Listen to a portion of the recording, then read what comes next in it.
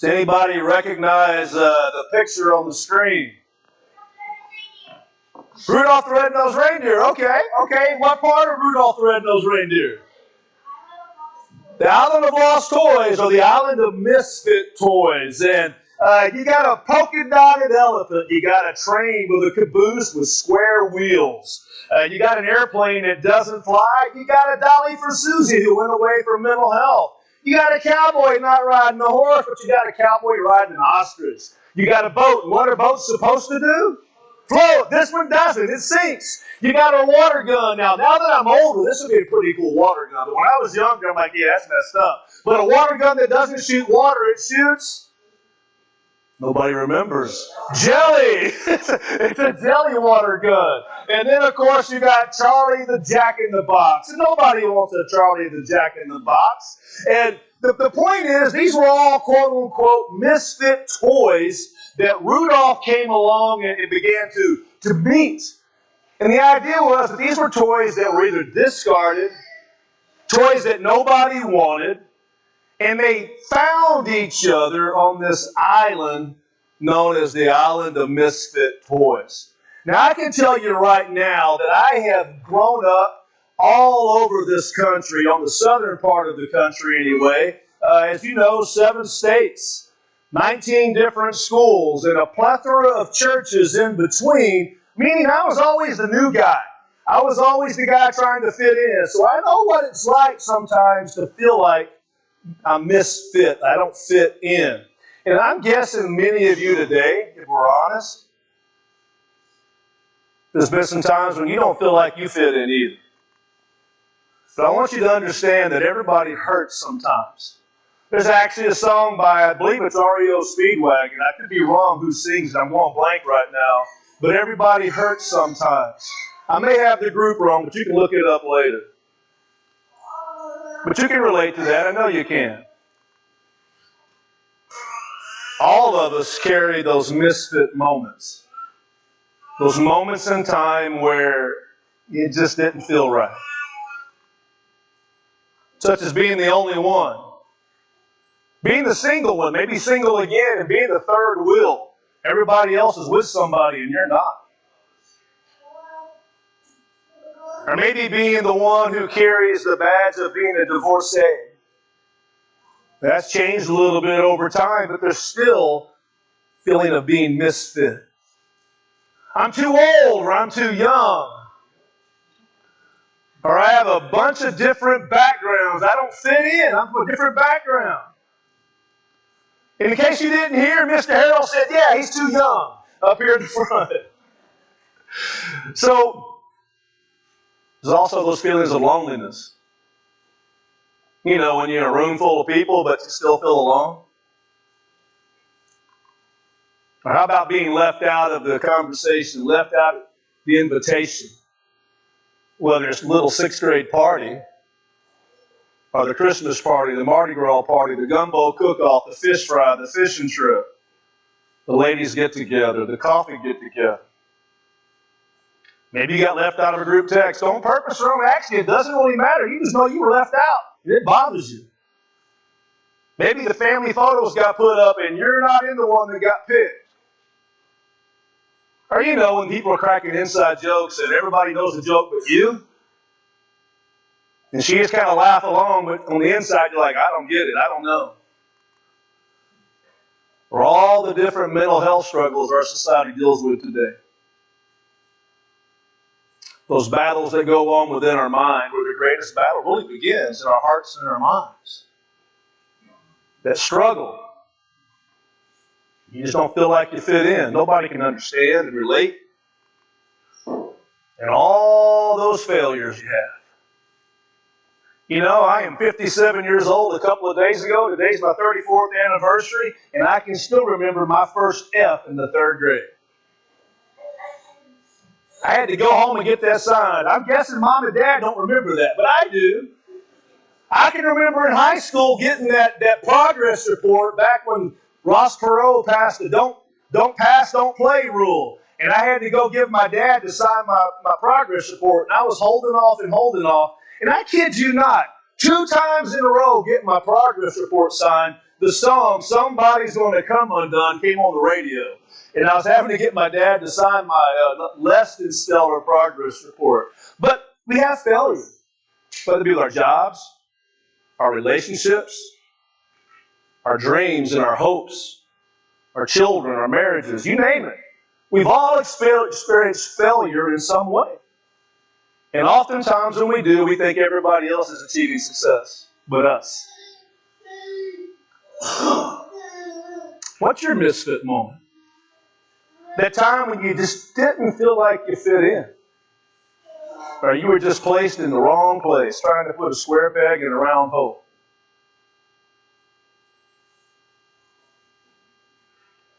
Kind of like the Island of Misfit Toys, we start putting all those moments, our story, in an island. That island's in our hearts. It's a place we go when we're struggling, a place when we go when we feel like we don't fit again, when we're not enough. It's where we send all those things that just hurt.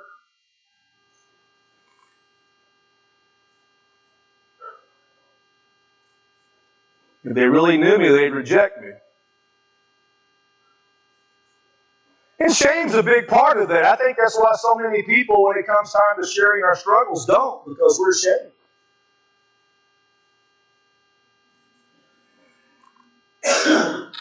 But I want you to understand, Yahweh, one we prayed to a few months ago, one who indwells us, He's not afraid of those parts. He's not afraid of those parts of me and those parts of you that don't fit in. Psalm 34:18, he says, the Lord is close. He's not pulling away. He's close to the brokenhearted, and He saves those who are crushed in spirit. He's drawing near. He's drawing near to you and to me with the intent to save. Not to laugh, not to scorn, not to ridicule. 1 Peter 2, he says, you had no identity as a people. Now you are God's people. Like those toys, we lose our identity. We end up in an island in our mind. We separate ourselves from people. Whether it be physical or mental, we pull away. And chances are you've been in some pretty close relationships with those closest to you can tell you're pulling away today. Where are you? You just don't want to talk about it. Because you want to go on that island. Because that island feels safe. Even though it's not where you want to be, it feels safe rather than to deal with things. But I want you to understand, you don't have to hide from God. He's given you an identity. He's given me an identity. He gave the people of God our identity. So when you hear the word misfit, I'm not asking for you to answer out loud, but when you hear the word misfit, what comes to mind? What's that? A band. All right. All right. Well, since we're talking, who else? A restaurant. Anybody else? Going once. Going twice. Friends. Anybody else? Yourself in the mirror. Yourself in the mirror, absolutely. New places. And when I said friends, I meant that in a good way, okay. Somebody said teens, I think? Teens, teenagers. Absolutely. So we're going to do something right now that I need your help with. I'm not going to have you walk up here to the front, but I am going to ask you to stand in just a minute. I'm going to read a series of statements, and I'm going to ask you to stand if it applies to you. Now understand, I'm not going to ask you to speak. I'm not going to ask you to explain any of that. I'm just going to ask you to stand if it relates to you or someone you love.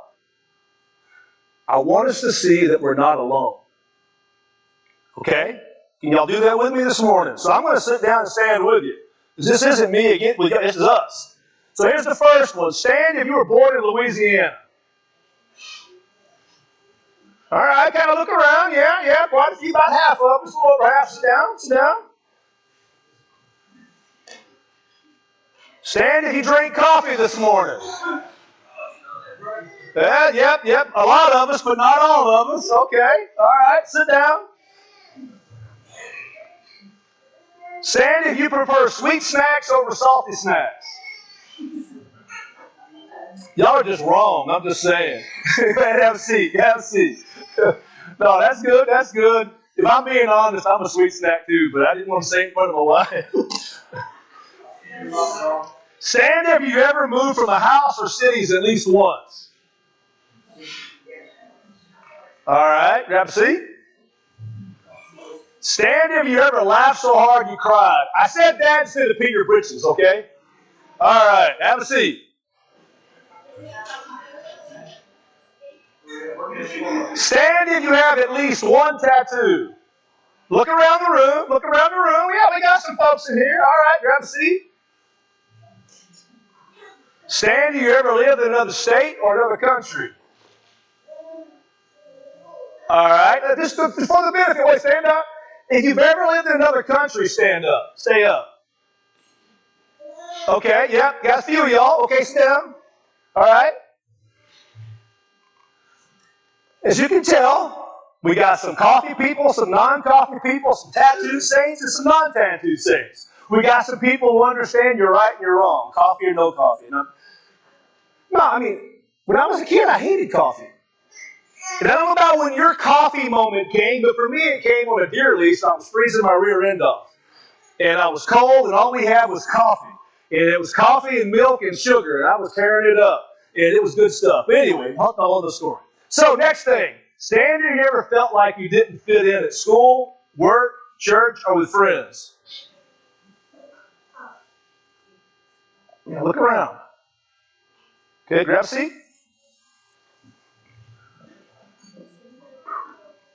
Stand if you ever felt like people made false assumptions about you. All right, grab a seat. It's called Aerobics for Jesus this morning, okay? The VHS tape will be out next week. If you've ever had a season where where life didn't turn out the way you planned.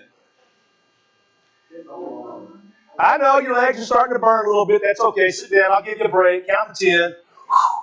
All right, get you a drink. No.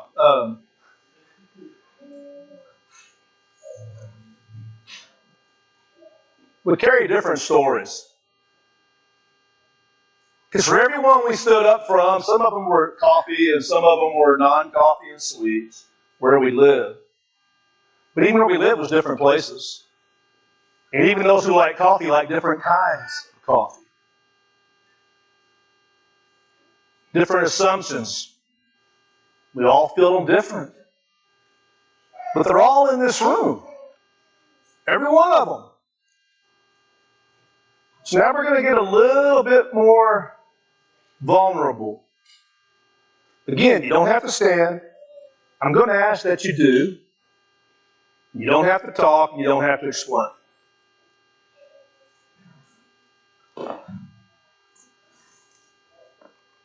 Stand if you ever loved someone greatly. Grab a seat. You better stand up, Connor. For those who don't know watching, that's my son-in-law. Okay. Stand if you're a cancer survivor. Look around the room. Give him a hand. Give him a hand. Thank you. Grab a seat. If you've ever been bullied. Okay, grab a seat. If you've ever bullied someone. Grab a seat.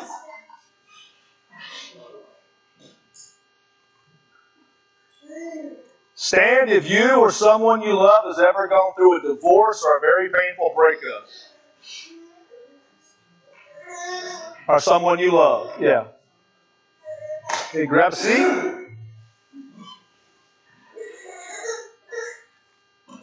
If you've ever buried someone you deeply love. Yeah, look around. Okay. Almost through here. Just getting your blood flowing so you can listen to the rest of it. If you've ever been laid off, fired, or lost a job unexpectedly. Okay. Yeah, it's not just you. See, and you thought it was just you, didn't you? Grab a seat. I think I'm pulling a hammy right about now. I've been sitting so long. Stand if you've ever had a season where you felt deeply lonely, even where people were around you. Look around. Have a seat. I think I got 2 or 3 more. If you've ever battled anxiety, depression, or felt like you were at the end of yourself. Yeah. See, you're not alone. Grab a seat. All right. Stand if you've ever thought, even for a moment, maybe God's done with me. Maybe He cannot use me. Okay. All right, have a seat.